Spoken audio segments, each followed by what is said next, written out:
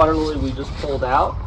We're just coming into spring, so these lilies are still alive and vibrant, but they're dormant. They don't have any leaves up to the surface.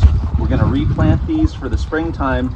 You're going to give them new soil and fertilizer. So what you want to do is you want to pick out the best main plants. This one's one of the largest here. I'm going to come back about 4 to 5 inches, and I'm going to cut down, cut through the rhizome, and cut a nice big softball size root ball around this. You don't want to cut or damage the crown at all. You want to be careful to go around that, and you want to cut around this nice and deep.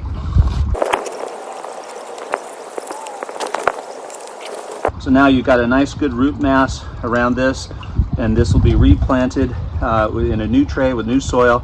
We're going to reposition it so it's growing in this direction across the length of the tray. And in another year and a half, it'll be out here growing all the way across and needing replanting, ready for replanting. We're going to save this. We're going to put it into a bag and keep this variety that's from this one tray in this bag. I'm going to save 2 for this, so I'm going to put these 2 plants in here ready for replanting. We're going to put them into the cooler so that they don't dry out, and we'll keep these ready for replanting. So now we're going to save the anacris. Come in here where it's rooted. You want to pull it out at the base, get a little bit of root on here, and you have it all in one direction. Kind of try to keep this roughly in one direction for replanting ease. I'm pulling it up by the roots. So you can see there's a real long piece here. Just keep it all in one direction. So roughly we have all this in one direction. You're going to want to save this for replanting. Lay it in your container, cooler, in one direction so that it's easy to grab and replant. Okay, we're getting ready for replanting. We want to line up like an assembly line. All the empty trays that were into recycled trays that we're going to redo. So you want to line these up and put a bucket of soil near each one. So now we've got our trays here. You want to take 1 scoop of soil and put it across the bottom, 1 full scoop from the bucket that's going to go into each unit here. 1 bucket per tray, 1 bucket, and then just kind of flatten that out. You want to do that on each tray. Then you want to take this scoop and get a full scoop here. You want to get a level scoop like that. Try not to spill it anywhere. On top of that soil, you go ahead and dump it and spread it out just slightly. Nice layer of humus down there. You can put 1 of these in each one of these. Spread that across. Now you're going to take this is the yellow fertilizer bucket. We have all the fertilizers in here. You're going to put 6 these small tablets, 5 gram, into each tray. And then the next guy is going to do 3 tablets of this. And I like to position them kind of like that. Put 3 down the middle and 3 on the outside, the smaller tabs. Work like an assembly line here. You take the soil that's left, 1 full bucket. Under in the middle. So we have a space for the lily and the anacris, and then we push the soil down. So we're going to grab the saved lilies. Here's a lily that's been saved. And we're going to put 1 of these into each of the trays here.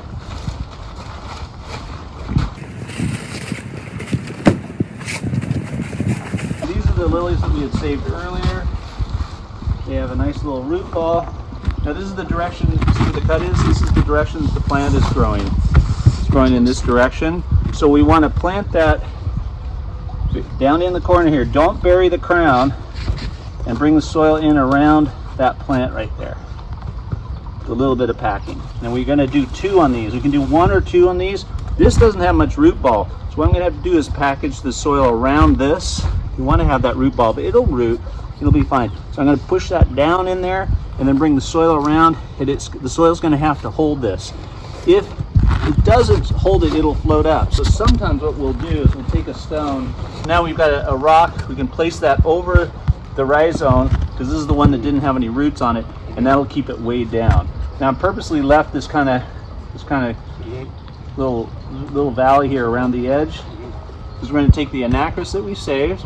This is the anacris that we saved earlier, and we'll go ahead and reuse this this anacris. It's growing in this direction.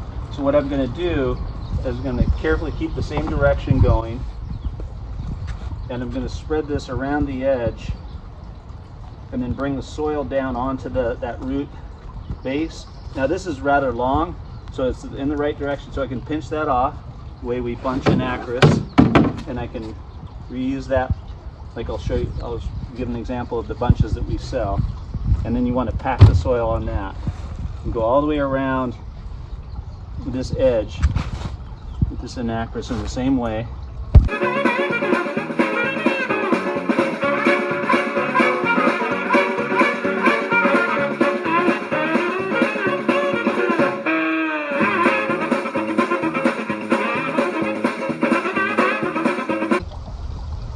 So now we put the anacris in, we're going to pack the soil down nice and firm.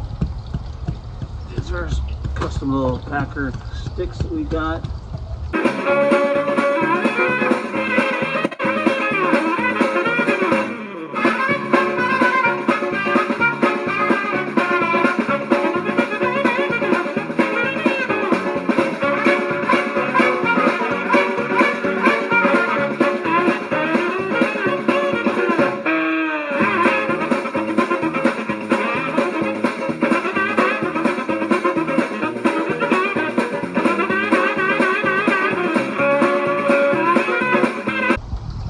One scoop of sand, and you just spread it on there like a little frosting on the top, about a ½ inch.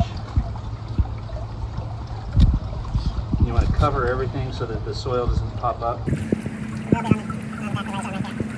you do another spray, moisten all that down. You can wash the plants off again. You clean them all up, clean that edge off nice.